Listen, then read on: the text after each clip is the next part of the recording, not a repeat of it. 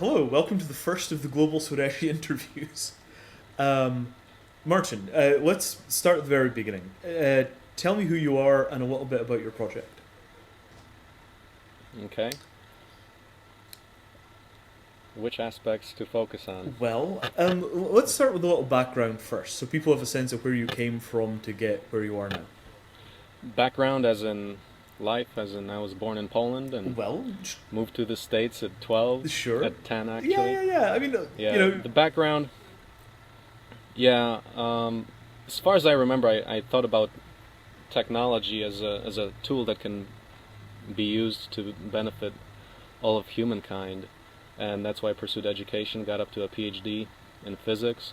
But I was sadly disappointed in the type of stuff that I was learning. So at the end of the PhD, or actually towards the beginning of it, I started thinking that what I was doing was not really consistent with a better quality of life for all. hmm I was in fusion engineering, and at that time, when I was thinking about what kind of pattern in society could benefit all, I started to think about open source technology for sustainable living. I was convinced by the time I was in grad school that the only way we can make life better for everybody is through open sharing hmm of information that's relevant to our economic process, because otherwise we're always going to be in this competitive uh, dog eat dog kind of setting, hmm hmm forgetting that there's abundance out there and nature provides abundantly, and if we're wise we can live prosperously without conflicts on this planet Earth. hmm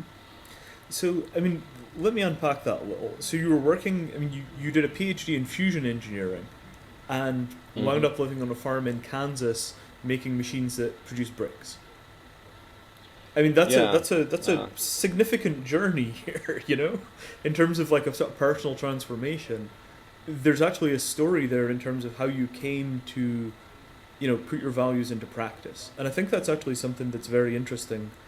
The process of putting your values into practice is something that is sort of a profound part of all of this stuff that very few people focus on. So, I mean, how did you hmm get these values and how did you decide to actually dedicate your life to doing this? okay, if there's any one significant event that would contribute to that besides just my general nature of being curious and thinking about technology as a tool for doing Mm-hmm. good, there was a guy I met at the beginning of the grad school, an Indian guy who ran a class of lifestyle engineering where I learned yoga, meditation, breathing, Indian cooking, and so forth. Wow, wow. And at that point is when a huge transformation started to take place in me, because through meditating more, just getting insights into how things work, I basically disconnected. I was able to kind of discover my own mind, or discover what, or say accelerate the process of discovering what is really meaningful. And um, I think without it I would hmm, yeah, I must say that just simply accelerated my process of developing as a person. But the bottom line is that, okay, you observe all the problems on a Earth, and you say, well, why aren't we solving these issues, the Mm-hmm. Mm-hmm. resource conflicts, your wars, and what's the problem? Why is technology not making life truly better for Mm-hmm. everybody? Unprecedented prosperity, fewer work hours. That technology promise has never been delivered. Right. And anyone who's got a curious mind would ask, well, why? What's going on? And that's where I started thinking about my involvement with technology. And at some point, having absolutely no technical skill, I mean, I started out in chemistry in undergrad, Mm-hmm. never had any practical skills really in terms of hardware. Mm-hmm. But at some point, I said, wow, I need to master my ability to manipulate physical objects, i.e., in terms of my own survival. Let's start there. Can I live it on my own? Can I use products that are totally sustainable? And since I found not many of them at my local Walmart shelves, I decided that I will make a lot of stuff for myself, Mm-hmm. Mm-hmm. because of this moral imperative, if you may, to live absolutely sustainably, because simply it's possible, Mm-hmm. Mm-hmm. doable, and I was convinced that I have to do that because it just feels good for one, and I will not be contributing to global ills of all sorts if I can be self-sufficient. So that's where the self-reliance comes in, and I actually like to use the word self-reliance, which which talks more about your capacity instead of self-sufficiency, which kind of, I think that it maybe implies that you're alone or something. It's more about self-reliance. And that's, I mean, that's a very interesting sort of process, right? I mean, this is something that we both share, that somewhere back in the day there was this period of meditation that really made us aware of the impacts of what we do in the world, and that then turns into this engineering thing. I mean, that to me is kind of the core of, well, I mean, the implementation step, right? The people who actually decide that they're going to do it seem to be in a very different state of consciousness from the people who say this just simply this ought to be done. You know, what I'm interested in here is actually the motivation that makes people pick up and say, okay, I am going to, you know, reorganize the whole basic framework of my life in order to, you know, live in accordance with, you know, my values. And to me, the technology is like the expression of that decision, but the decision itself seems to be really critical, and it's not something that there's much of a cultural dialogue about. Yeah, it has to be definitely fueled by an intense desire for freedom, along the lines of give me liberty or give me death. Yeah, absolutely. Really. And I mean this... Because, one can say that, well, I can say that my desire to be free, to be autonomous, to be self-determinate is the highest value. It's like, why would I not want everybody on this planet to do what they need to do to make themselves happy, as long as they're not hurting others? It's that personal freedom and choice is what's most important, and that then led into the whole technological realm, if I may. Yeah. So, I mean, the technological part is obviously, I mean, that's the core story here, right? I mean, you have a slab of technologies, you know, this across this, you know, very broad range. I want to just fill in some of the gaps for people who aren't familiar with your work. So right now, you're on 30 acres in Missouri, you know, growing a good percentage of your own food, living in buildings that you made yourself, devoting, you know, pretty much all of your time either to open source engineering on global problems or maintaining your own life by, you know, growing the food and, you know, cooking the food and building the buildings and farming and all the rest of this. I mean, that's what you're doing. So, I mean, just take a second here. That's actually really fairly radical.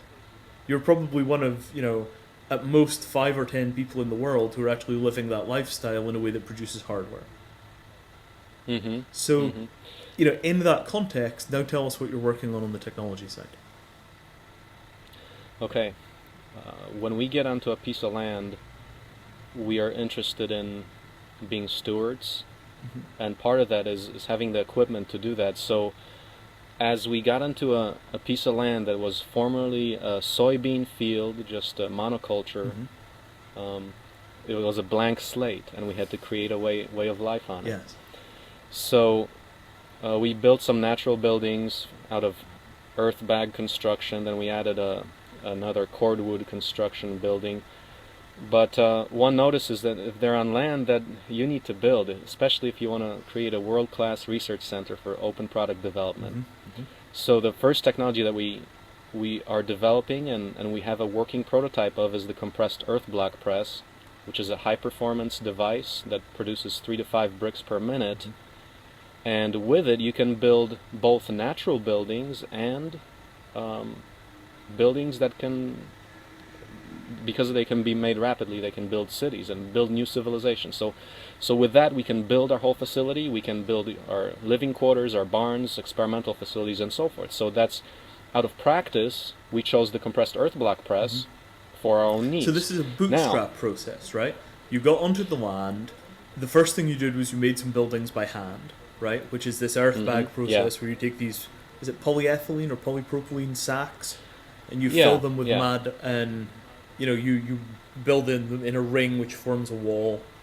And we'll try and put a picture in here of the house so we can actually show people in the video. So then on top of, we'll do that. and then the next thing that you did was you started making a machine to produce more buildings. Yeah.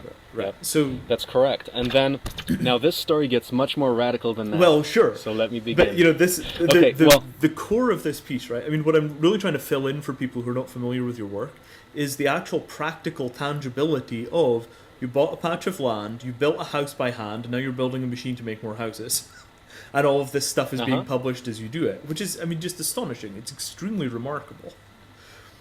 Yes, and that's a beginning, and I mean that because the next, if you look at a farm, a piece of land, you need a tractor Yep. for all kinds of agricultural operations. Sure. Plus, we actually use a tractor to generate power for our welder through a power take of generator, and so forth. Now, we didn't have luck with tractors here. Our one tractor broke. Make the long story short, it broke. It's expensive to keep up. It was costing us $2,000 a year. Wow. So the next thing in line was, hey, I don't trust the tractor I have now to continue to take me through the building phase with the compressed earth block press. Yes.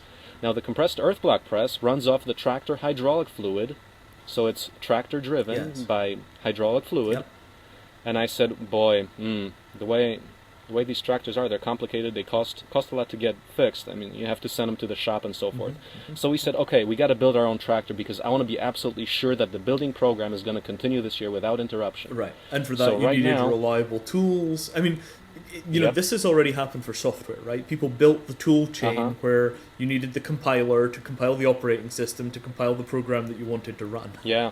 And you, I mean, No, what that's you're a good- doing here is that's a you're good metaphor. implementing a tool chain in the physical world using this same open technology, Absolutely. which is, I mean, So- incredible, really. Mhm, Quite mhm. radical. So, So, sorry, I didn't mean to just interrupt. Back to the tractor. No, yeah. Well, the tractor, it's going to be I've got the frame built, I've got the engine and just about all the parts sourced, but it's unique in its design, just like the compressed earth block press, because it's designed for lifetime of service. The tractor itself, also like the compressed earth block press, is bolt together assembly. So using big 4x4 by quarter-inch steel tubing bolted together with 3/4-inch bolts Yep. is the main frame, such that at the end of the day, if anything breaks, I can take it apart in a matter of minutes. Now, for the tractor, let me just tell you, it takes 4 hours just to take to split the tractor apart, so you can get at things that are wrong. Typically, Yes. you know, if it's anything inside the tractor, 4 hours, and that's and the whole job is like 8 hours, so forth. Here it's minutes instead of hours to do maintenance activities. Now, so the design for disassembly is one feature, but the great versatility is what we're building into this tractor as well. So one, it's a device to power the compressed earth block press, and in fact it's got enough power to run 4 of those in tandem, as and we are planning to build 2 for the building season this year. Yes. 2 of these compressed earth block presses, but it can run up to 4 of them to have essentially 1,000 brick per hour machine. Now And that's serious production. How many bricks does it take to make a building? I can tell you one. Okay, the figures are, you can build about I did some calculations on it. I think it was about 8 by 8 feet of 2-foot wall thickness, so that means 2 bricks thick. Yes. That you can do. I forget the exact. I should get back to this, but okay. If you talk about the kind of structure, okay, let me do a comparison because I did think about this for the initial earth bag house that we did. Yes. It took us about 3 or so weeks to put the walls up, to get the structure up. With a compressed earth block press, the one off, the 3 to 5 brick per minute, Yes. it would take you 1 day to get about 5 or 6 feet high, and then another half a day to finish. So when it. you're So talking it's- about 1,000 bricks an hour, 1,000 bricks a day, what you're beginning to talk about is needing 1,000 bricks per hour. It was an let's be hour. clear So about you're that. beginning to talk Yeah. about is producing enough bricks that it would take 20 or 30 people to lay the bricks that the machine is producing? It would take 4 people for the 1,000 brick per hour. That is still about. No, you're right. Actually, if it's 3 to 5 bricks per minute for a single machine, Yes. therefore about 12 to 20 for the quadruple machine. Yes. Well, for the single machine, one person can, if they're working really hard, they can, and the machine is set up right next to the wall, you can basically lay them as fast as you're producing. Okay. Okay. So, So if you move really, really quickly, but you can keep up with the machine. yeah, yeah.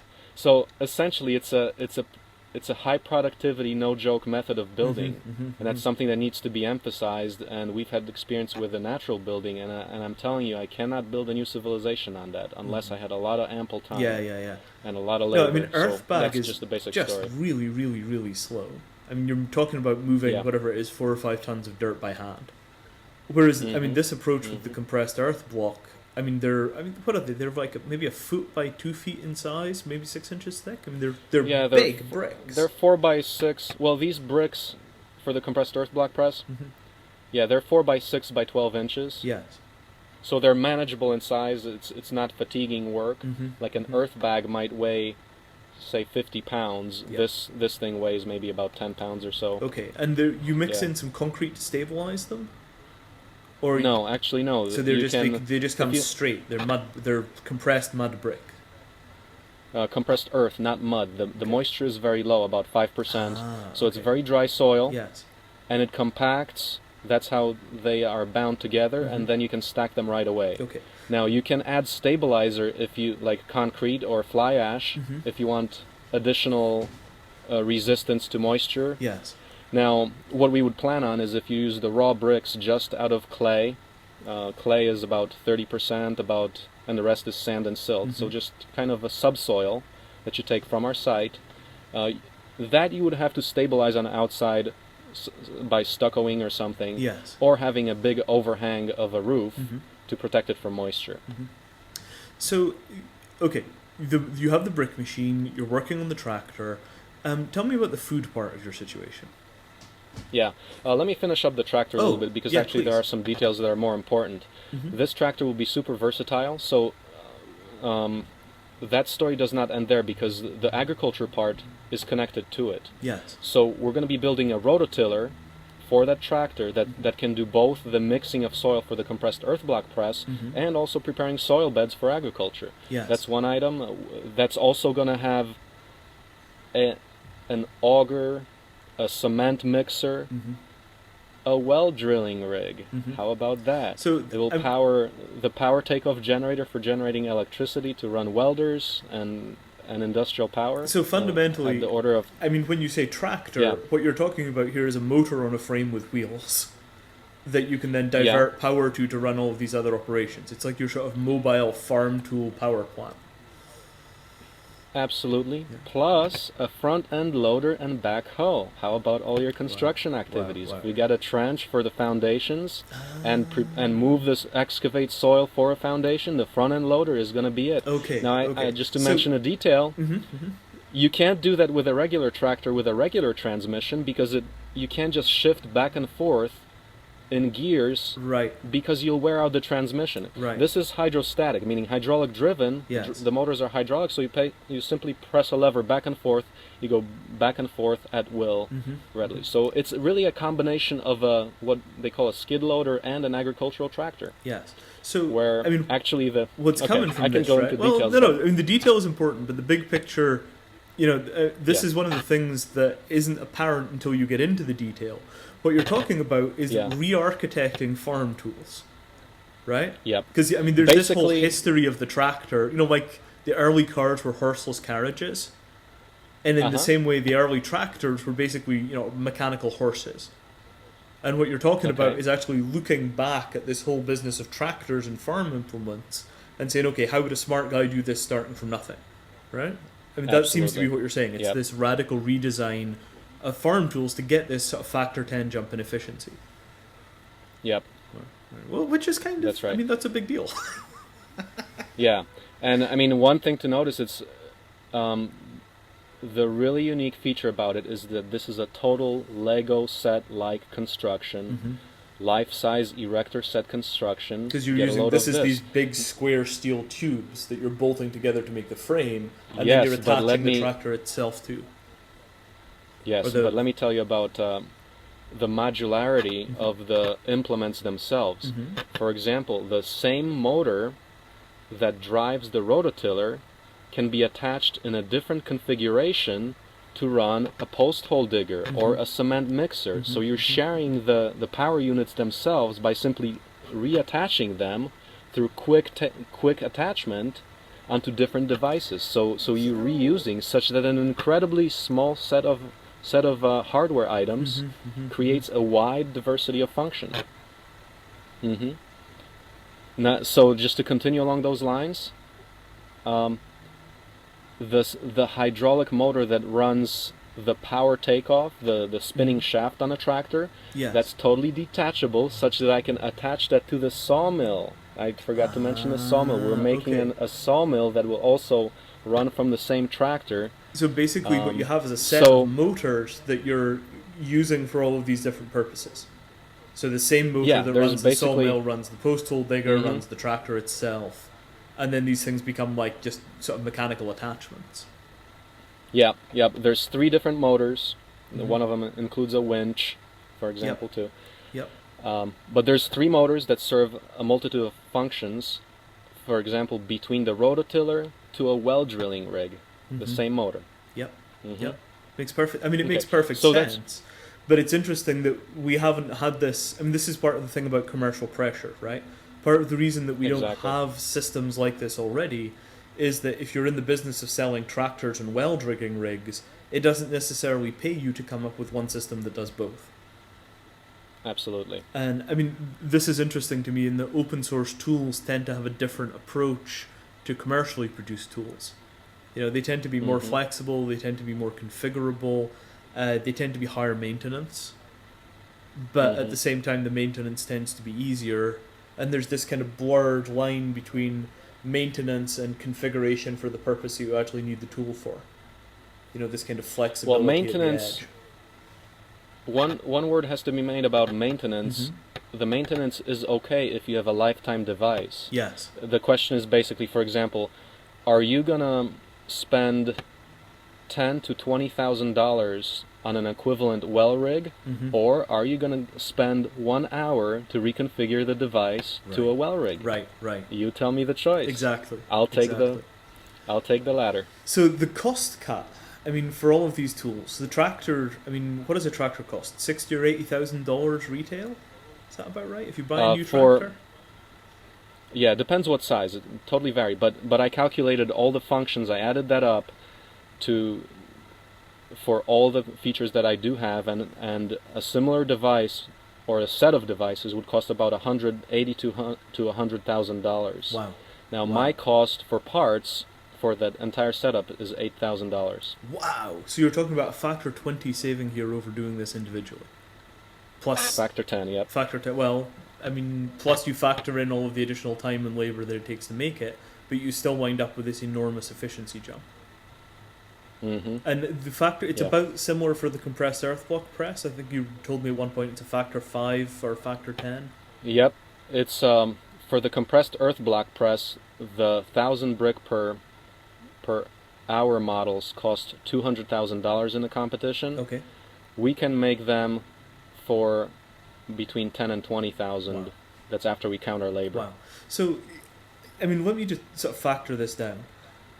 You start with bare land, you build a house by hand, you build a machine to make bricks to make more houses, then you build a machine which replaces all of your basic farm implements for, 5 or 10% of the cost and has this incredible flexibility. So, Uh-huh. what comes next? I know we've talked about 3 things, right? First of all, there's publishing the designs for all of this stuff under open licenses so that other people can also have this kind of breakthrough in price and performance. So that's the element of, spreading the technology. Then there's all the stuff you talked about in terms of the different technologies that you're building after this. And then finally there's the sort of social and political impact of doing this. Uh-huh. Um, Uh-huh. Now, I mean, Go that's kind of a huge picture. Do you want to talk more about the technology, or do you want to talk more about how you're licensing it and the business model, or do you Yeah, want to... let's talk. Let's wrap up the technology because there's two more items that we need to consider that are extremely important. That is energy generation, fuel generation, and flexible fabrication, which means a highly flexible workshop attained at a fraction of the cost again that performs just about you can make just about anything, including computer numerical control, which can be added today with open source software. Yep. So it's not a far cry to get that thing totally computer controlled fabrication. So this kind of connects to the multi-machine project and the Fab Lab project. Yeah. Right? Which, just for people who don't know this stuff, the multi-machine is, let me see if I can get this right. It's basically a way of making a machine, like a mechanical mill for producing metal parts, from essentially recycling an engine block. Is that about Essentially, right? it's a mill drilled. Yeah, it's about right. It's based on the accuracy of an engine block, Okay. and combined with a very accurate rotor spindle, you turn that into a metal milling machine, lathing machine, drilling, or lathe mill drill. Okay, so it's Plus another one of with these things where you take a single big motor and you attach a whole variety of different tools to it to get this sort of breakthrough in price and performance. It's kind of similar. It's like You the know what's machine cool? tool equivalent of the tractor. Yep, and get a load of this. Our tractor, with one of its hydraulic motors, can be the power source for this. So this is, I just thought about that. That kind of struck me today. I should be powering that thing up with a tractor, and who'd ever think that? So you're talking about one motor or two or three motors that power all of your machine tools and your tractors, and potentially further down the line your vehicles and goodness knows what else. So you've got one. Yeah, goodness knows what else. In the sort of mythical limit, you'd have one big motor in your life, and that one big motor would do everything from your blender to your washing machine to your post hole digging. In fact, you mentioned a good one. A washing machine powered by one of those motors would be desirable. Oh, I'm just seeing a washing machine hanging off the end of your tractor right now. This 50-gallon drum that spins at like 6,000 RPM to dry your clothes. Well, we're gonna have a cement mixer. Maybe we could use it for a clothes washer. Yeah. The problem with this is that it sounds entirely rational. But at the same time, it's so different from the way that people already do things. If I go through and I count the number of the number of motors that you see on a typical farm, it's dozens or hundreds. Inside of a typical house, it's dozens it's dozens. And what you're talking about doing is, factoring out all of this redundancy, so you've got one motor and a bunch of adapters, and it powers everything. Yeah. It makes perfect sense. It's just not something that, as a sort of capital-driven market, is necessarily going to evolve. All of these. Do you know about this thing, Cosis Penguin? I don't. It's a guy called Benkler who wrote a book that's about. He wrote a book called The Wealth of Networks, but there's a bunch of stuff there about how a company, like where the boundaries between different companies form. And it's all this theory about capital management and inefficiency of decision making and all the rest of this stuff. But it also, I think, explains where the boundaries between products form. Like, why is it that you've got this boundary which suggests that each product is kind of a self-contained whole? Well, the answer is it's so that you can sell them as modules. And so you wind up with all of this redundancy that's produced by the mechanisms of the market rather than the actual technical problem. Does that make sense? That makes absolute sense. And so, what I'm sort of seeing here is that, in a sense, what you're doing is optimizing out. It's an experiment. Yeah, ours is an absolute experiment in cracking through all those boundaries, and we're finding that it works. Yeah, the whole systems integration producing the breakthrough performance. In this case, I feel like what you're doing is optimizing out the redundancy that's introduced by the way that the market produces these things in the normal sense. That's correct. Which is, you're doing some kind of interesting stuff over there, man. Yeah. Well, let's wrap up the technology bit with fuel and energy. Yeah. I believe that with abundant energy, you can run an entire economy on a small scale. So up to industrial processes like aluminum smelting from clay, I believe that on a very small parcel, if you can harness solar energy by a proven device like solar concentrators, solar concentrator electric power, Mm-hmm. at proven efficiencies, you're getting 1 megawatt per acre. Yes. Now, that's nothing to laugh at. The solar energy is abundant. Mm-hmm. Personally, I laugh at all the energy scares and crises that we talk about Mm-hmm. because they're a figment of the imagination, in my view, Mm-hmm. and we've just got to show that. Yeah, I mean, they're a crisis we were of gonna- conversion, not a crisis of availability. Yeah, yep. So we're deploying a solar concentrator electric system that will run we're looking, if we get 1 kilowatt of useful power out of this for our first prototype, we'll be happy. And as far as fuel production, we have access to a design of a good gasifier, Mhm. and from a personal gasifier, if you may, that costs $300 to make. Yes. And from that, if you're generating the carbon monoxide and hydrogen as the outputs, Mhm. the next step is liquefying that into fuels. Okay. So we're talking about production of diesel fuel from any biomass. So you're talking That's about a syngas synthesis, right? Where you take all your wood and you break it down into, as you said, carbon monoxide and hydrogen gas by heating it, and then further Mhm. down the line you've got some system of catalysts that will break that back down into syn fuel that you can feed into your Yep. cars and your diesel engines and all the rest of this stuff. Yeah, Wow. that's proven technology. Now Yep, our question is, how low can we go? How decentralized can we go on this? How small can we go and still be efficient? And by the way, the other note on efficiency is, of course, people ask, well, what's the optimal scale of doing something? You might think, oh, a huge scale plant is proven. Yeah, it works today. But if you look at biomimicry or nature, Mhm. you see that things exist on a small scale. There's an apple tree. It takes 10 by 10 or 20 by 20 feet. It's not a monstrosity that will be miles big and wide. Nature likes to do things individually small, Mhm. and I think that's a totally accurate model for what we want to do. And in fact, according to our conversation yesterday, we were discussing a little bit what's the appropriate scale. I think that you can be absolutely naturally efficient at the personal scale as well. Mhm. So that's one thing we're trying to show here, but we're quite convinced that it can be the case, and we aim to break through all kinds of myths regarding this topic, because if you consider the integrated picture, the ecological scenario Mhm.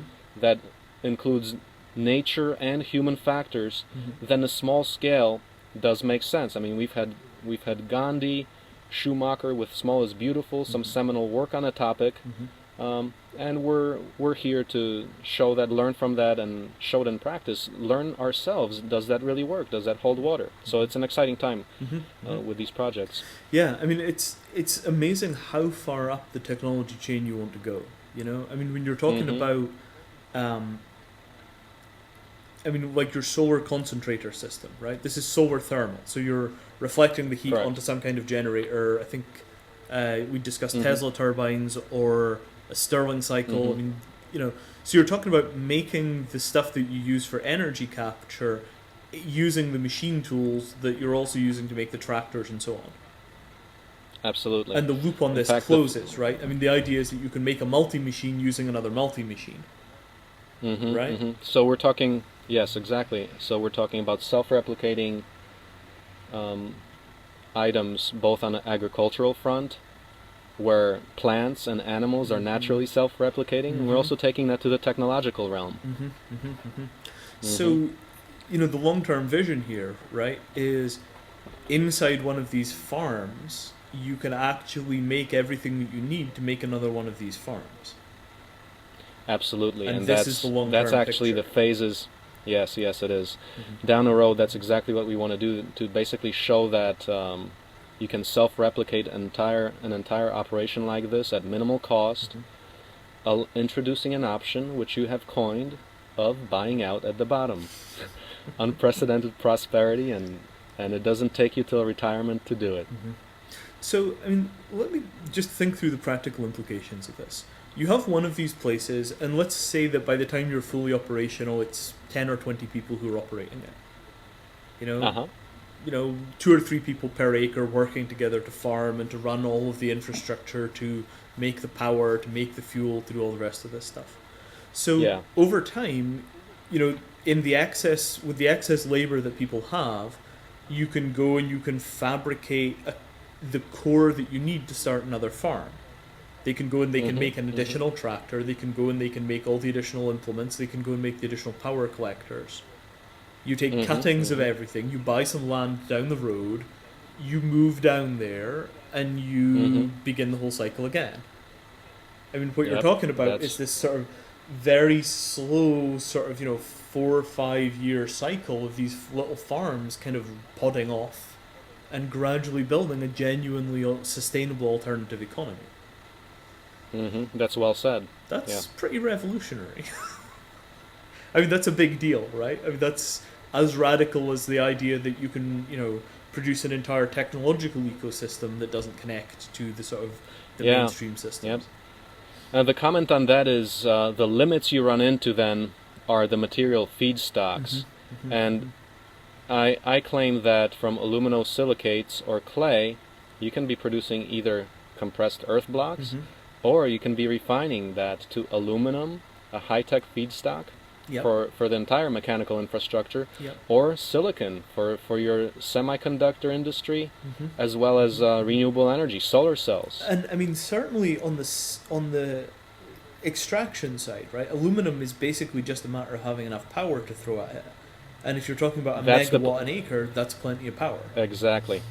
That's why I need to emphasize the importance of generating electricity, which just makes a whole bunch of processes possible. Sure. So you have sure. ample electricity, you can get all these precious resources out of dirt. That's what we're trying to show. So, I mean, in the limit here, you're talking about being able to have essentially a self-sustaining system right down to raw material extraction. Absolutely. I know one of the things you've We mentioned claim is that- bioplastics, which is a whole other, department of Yeah. stuff, but it gives you, I mean, the ability to do pretty much everything. Absolutely. Yeah. And we claim that could be done on a scale as small as a parcel of land, perhaps our 40 acres. But the political implications are great. If you can do that on a 40-acre scale, forget about resource conflicts or any other ills that plague us today. Right, because and what you're saying is any place where you've got sunlight and you've got ample access to electrical, I mean to clay, right? I mean you're talking about sun, dirt, and water as the things that you can run a high-tech economy from. Yeah. Which is, I mean, Yep, that's significant. That's not a bad proposition. It's extremely inspiring, and what else is to be said about that? Well, it's also kind of like a miniaturization, right? I mean, in a sense, the current industrial economy that we have really runs that way. The problem is the problem of scale. Everything that we have in the world comes from, dirt and water. It's just that the people doing the extraction are thousands of miles away in a different political unit. Yeah, and the feature of the present economic system that makes it appear that that's the only feasible way to do it is the fact that the modern economy takes the easiest route. It's whatever is so-called most economical. But, So I mean- you're gonna take the bauxite. Take the aluminum example. You're gonna take the bauxite, aluminum oxide, instead of the aluminosilicates, where the bauxite is a strategic resource and the aluminosilicates are everywhere on Earth. Right. Well, I mean, a lot of this is also historical accident, right? I mean, it's only really, 200 years since the Industrial Revolution. And a lot of times we're just doing things in ways which are linearly descended from the initial breakthrough. So what we're often working with isn't best, it was the descendant of what was easiest to discover.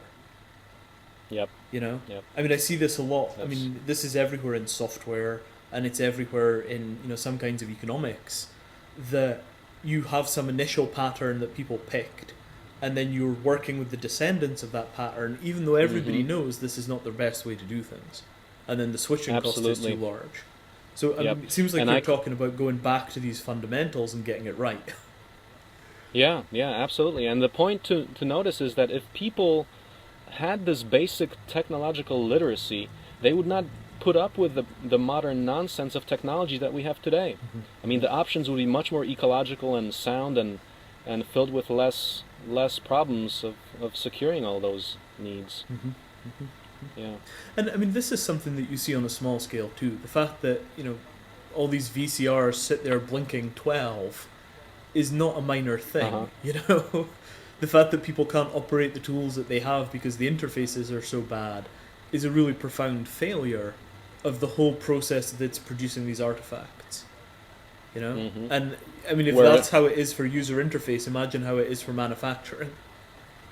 Yeah, which leads to a different system, essentially based on a repository of open source design and flexible fabrication facilities to put that design into practice. So you download a design on your computer, and if you have a computer controlled setup of machines, you can produce just about anything in your garage. So the implications are huge and positive.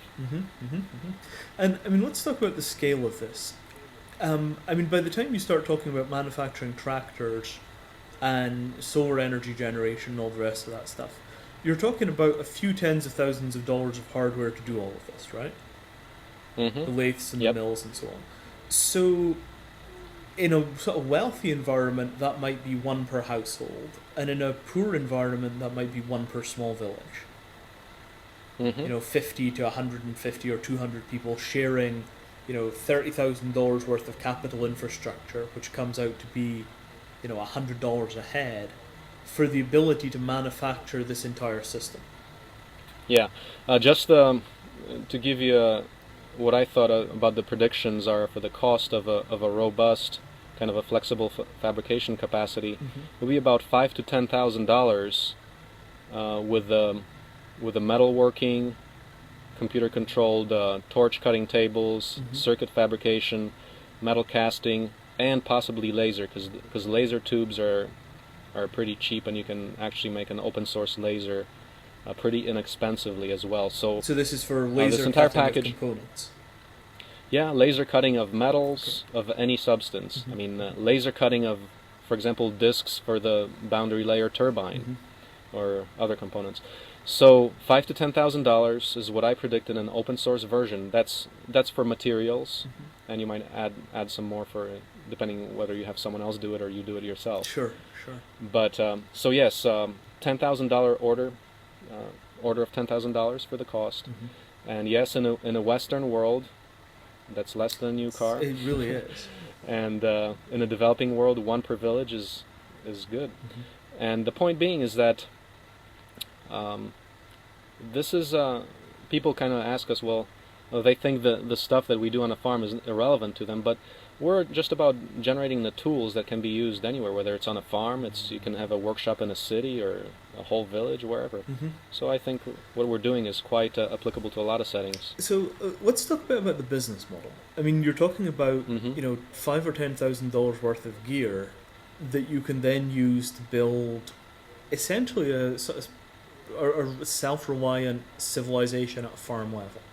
Yes, just about any electromechanical device. Okay. You can say for short. So up to electronics, up to tractors, renewable energy systems, so forth. Yeah, which covers. I mean, that's basically all of the essential infrastructure, right? I mean, what Western civilization did until about 1950 was electromechanical devices, and then on top of that, we've added computers, which are chip fabrication is clearly a different ball game, at least for the moment, at least until we get generic FPGAs.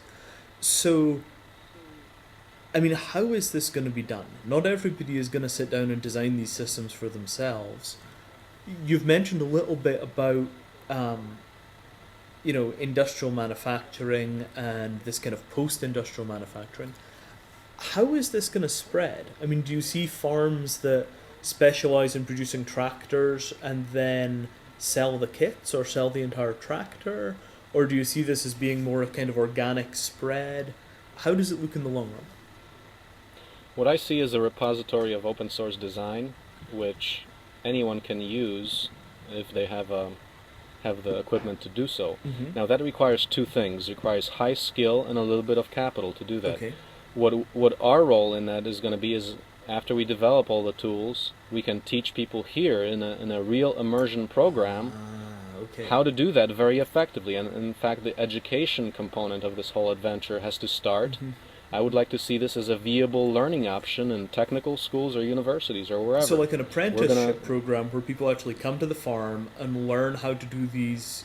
I mean, learn how to do these processes. You learn how to build That's them. one And you route learn to- how to design them. Yep, absolutely. In fact, we go a little more ambitious and we call out for a K through PhD immersion Renaissance freedom lovers program. This sounds like That generation we- 2 or generation 3. You know, the kids who Yeah, grow that's- up with machine tools in their basement, and you know. Well, what you have to notice is that our public education today, basically, you and me, what does it do to us? It basically deprives us of any kind of skill with which you can live sustainably. I mean, that's systematically taken out of you, so that therefore you become totally dependent on a system. And now people think that what I'm doing is totally out of whack, totally radical, but it's not. It's very fundamental. is- It doesn't require more than high school math and physics, as far as I know. Well, although And, I'm sure you're putting that PhD in plasma to work somewhere Well, in there. But Yeah, but I'm a pioneer in this. Once this is developed, you don't have to know that. yeah, no, that's Just an like excellent computers. Yeah, just like computers. You don't have to know how to build a chip to put together a point. computer. That's right. That's right. There's modules little black boxes that work. I mean, two things strike me about that. I mean, the first is the education part. What we're talking about is a sort of scientific version of the old self-reliant farmer lifestyle. You know, instead of, you know, raising your own horses and having each generation of horses raise the next generation, what you're talking about is building your own tractors and extracting your own metals and building your own power capture. And that self-sufficient farmer lifestyle was a huge part. I mean, that was the building block of all the previous civilizations right up until the Industrial Revolution. And I mean, it seems to me that what we're talking about is this historical trend where we might see this enormous centralization of industry as being like a historical accident. That we did that at the very beginning of high technology and science, but in fact what we're going to do is move rapidly back towards this old model where people are largely self-reliant. Does that sound about right? That's if you take yes, the answer is if you take a book. I recommend a book called The Second Industrial Divide, and that discusses exactly what you just said. It's that the concept of centralized production has just been a political and a course of action that was a choice, and the other one that was mentioned in the book is flexible fabrication. It's both are possible. It's that history, as you said before, turns out in a certain way by the interests that run the history. Yep. So it's not about the non-feasibility of a small-scale and decentralized production. It's just that no one's done it, and this is where we are. Well, I mean, individuals can get things started, right? Richard Stallman, you know, nailed this idea of free software, and this idea of the commons and all of this other stuff that came out of that initial insight has had this huge cultural impact over about 30 years. And similarly, I mean, the stuff that you're doing looks like the seeds of an ecosystem which takes this idea of free and applies it to all of the other things that you need to live, not just your computers. Yeah, You know. yeah, that's And the that's a long-term vision. gigantic step. hmm Very, very cool. Are there other things we should talk about? I mean, do you have other stuff on the top of your head? I think we covered a lot of things. Yeah, I think so too. I have one question for you. What should people be reading? Who should people be reading? You mentioned the Second Industrial Divide. What are the other things which are important resources for people who want to understand how to learn to think this way? Small is Beautiful, and then Buckminster Fuller. Read him. He's a technological optimist, but he didn't have the open source concept down. I can't really think of anything else. The Second Industrial Divide is for me, it's been I consider it the seminal work on flexible fabrication, yet I have not heard anyone else mention that book. Really, it's from MIT. I wonder if actually the Fab Labs came out of that. Interesting. Those concepts. Yeah, who wrote this? I don't know. Who wrote the second? Michael J. Piore. Michael J. Piore. Maybe he's at MIT still. I was going to say, is he still around? We should talk to him because it sounds like I don't know. He must be. It's a book from I think the 80s. Wow. So wow. Well, maybe he is. Maybe that's our next mission. We'll go off and see if we can talk to him. And of course Gandhi as the seminal figure for Swadeshi, for self-reliance. By yeah, I mean you can't forget that. But that's on a philosophical side, and but also a very practical side of producing your own economic self-sufficiency as a way to ward off the invading colonials. Sure. That story is totally applicable today. Absolutely. I mean, all over the world, we've got, countries that are in all kinds of trouble because the companies that came in to do resource extraction have also become political powers. And this term banana republic actually came from, like, the banana companies coming in and toppling governments. I only just discovered this. The Gandhi part, the Gandhi part is very interesting. I feel like we're sort of going into the second era of Gandhi. He actually designed the spinning wheel. The spinning wheel that he's always pictured with. It kind of has this interesting history that somebody designed it in a competition, and then Gandhi took it and made some modifications that made it much more efficient. So he actually did just a little bit of engineering, and it was a sort of shared context. Perhaps you can tell us, and me, tell the audience and myself as well, what was the economic impact of him spinning, or the Salt March? I mean, can you give a tangible example of how people producing for themselves were able to succeed? Oh, it was a huge deal. The Salt March didn't have an enormous economic effect because what he was campaigning against for the Salt March was taxation. So the big deal in the Salt March was that people were making salt and not paying taxes on it. But the place where the real economic impact was the cloth trade. Because England had gone through the Industrial Revolution and had these huge factories to produce cloth. And part of the issue was that they'd produced all of the cloth that the British could possibly use, and so they needed to have an export market, which was India. So as the Indians began to... it was two things. First of all, you got the capability to produce khadi, this homespun cloth. So people began to produce it, and then because Gandhi was such an important leader, it became an important part of fashion to only wear khadi. It became a political statement, and it became a fashion. And so the sale of British cloth in India fell and fell and fell and fell and fell to the point where it was beginning to make factories in Britain close. And then Gandhi visited the factories and said, look, I'm really sorry about the economic impact that we're having. I'm sorry that you lost your jobs, but we're just trying to survive and live on, stand on our own 2 feet. Yeah, and it was that's a powerful. It made it over a period of time. They made it less and less economic for the British to occupy India. Yeah. And so there's an example of your own self-sufficiency, economic, warding off political control. People all over the world are looking for some way to freedom, and the model of kind of centralized democracy plus hypercapitalism looks a little shaky. It's not clear that centralized democracy and hypercapitalism makes people free in the long run. And I feel like the Gandhi approach, because he died early, we didn't see it form its full context. If Gandhi had lived to be 70 or 80, who's to know where this sort of Swadeshi approach would have gone? And I think that, the challenge for us now is to say, okay, look, hypercapitalism really is not producing the political results that we want. America is getting less and less free, and the concentration of wealth is fundamentally anti-freedom in a really deep way. What's the path not taken? Like you said, there was this branch between centralized control on one hand and decentralization on the other. In manufacturing. There's also this branch, back in American history, between the Hamiltonian and the Jeffersonian democracy. And I feel like in a lot of ways what we're talking about here is the technological foundations of Jeffersonian democracy. What does it take to have these self-supporting, self-reliant gentleman farmers? And the answer is it takes extracting aluminum from clay and building your own tractors. So, go Jefferson, go Gandhi. It's quite a combination.